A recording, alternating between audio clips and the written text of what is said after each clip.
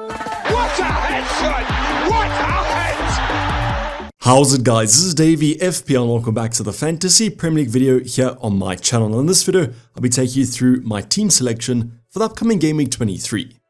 So Game Week 23 is fastly approaching. Just a reminder, it's going to be a later Saturday deadline. So yes, this week, no early kickoff and hopefully no early kickoff curse. I think I worked this out. About 9 of my players do feature on Saturday alone, only 2 coming up on Sunday.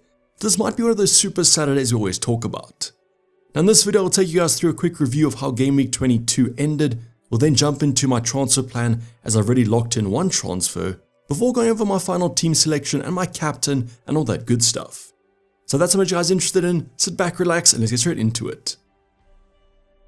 So unfortunately, Game Week 22 didn't end the way we wanted to, but I guess having no Nottingham Forest coverage against Southampton wasn't going to be good. So I was kind of expecting a bad game week, to be honest. So yes, finished on 43 points and current overall rank is sitting around the 240k mark.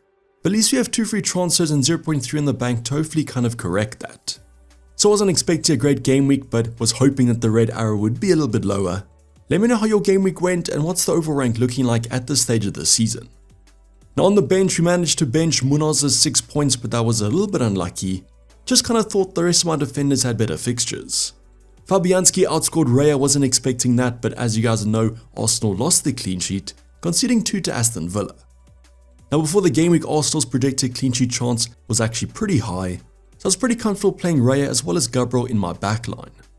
So both of them ended up on the 1 pointer, but at least Trent and Robinson both redeemed it. Both getting a clean sheet, Trent just got the assist. So yes, starting Munaz would have been better than starting Gabriel, but I played the odds here, hoped for an Arsenal clean sheet, and therefore went for the double up. Now in the midfield department, we did have a blank from Mo Salah, but also a blank from Cole Palmer. Both these 2 options were heavily captained. So we spoke about this in the deadline stream, but I said if I was to go for a differential, it would be Chris Wood. So if you guys did go there, congrats on that dub. A few of you mentioned him being a differential in your mini leagues. So the important factor though is that Salah did outperform Palmer by 1 point, and that 1 point can make all the difference at the end of the day. Unfortunately, Gordon also ended up blanking, was a little bit of a weird one. Newcastle's performance against Bournemouth. I know Bournemouth having a great Premier League season, but so are Newcastle, so this was quite unexpected at home. To make matters worse, going for Gordon instead of Bruno outperforming him with that penalty this week. But don't worry, Gordon has Southampton in Game Week 23.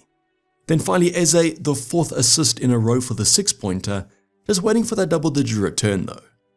Then moving on to our forward department, not much to talk about here, all our players ended up blanking. I can forgive Isaac though, as he's been such a great FPL asset. Jackson on the other hand though, I can't forgive yet another blank, missing once again another big chance. Finally, João Pedro managed to score, but it was offside, which wasn't great, and that was the only shot he had against United. So even though the stats are looking good, he does come in at quite a cheap price tag, so we can have a little bit of patience with him. But I said this in the transfer plan earlier, but when you guys do see my team and the amount of blanks we had, it's no surprise there that I got a red arrow. Needed either a Jackson goal as a differential, maybe a Gordon assist, but the blanks really came back to bite me this week. But just because I had a bad week doesn't mean that you guys did. How did your game week go? Was it a good, a bad, or a terrible week? And how's that overall rank looking at this stage of the season? Now before we go over my actual team selection, I can showcase my transfer plan because I've already locked in one transfer, and that's going to be Jackson out.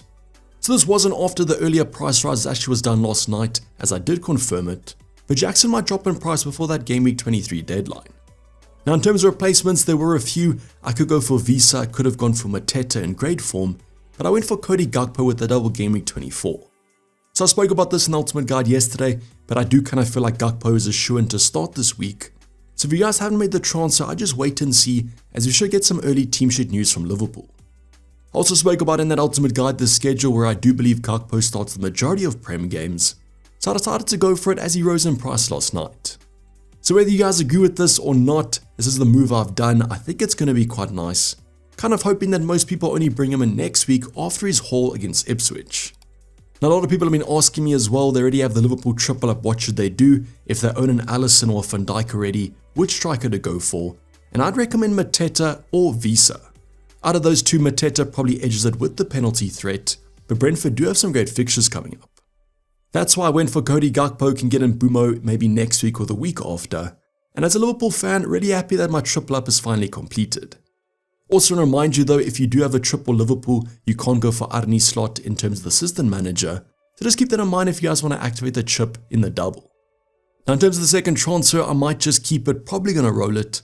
You'll see in my team, I can't really see another position I want to kind of change.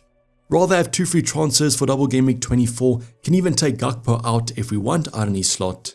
Allows me to be a bit more flexible with my chip strategy though. If you can though see a move that I should do, put it in the comments down below. Otherwise just wait for this press conference coming up tomorrow.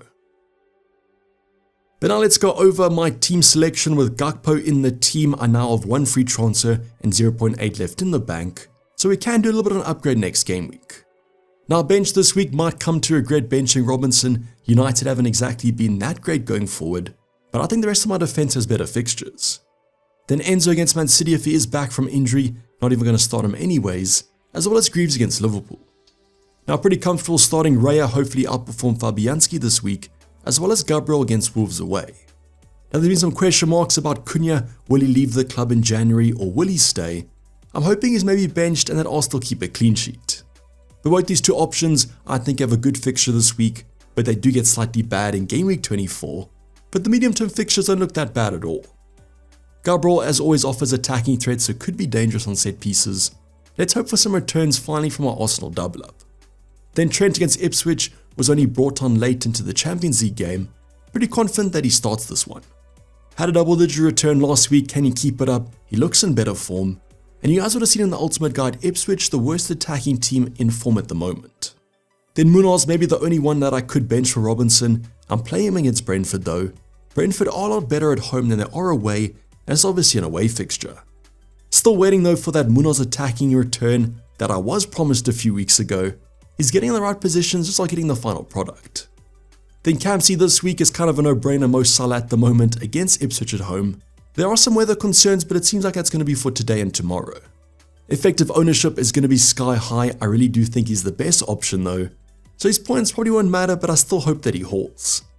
Then super excited about Gordon. This might be the week that we finally take the edge over the other players.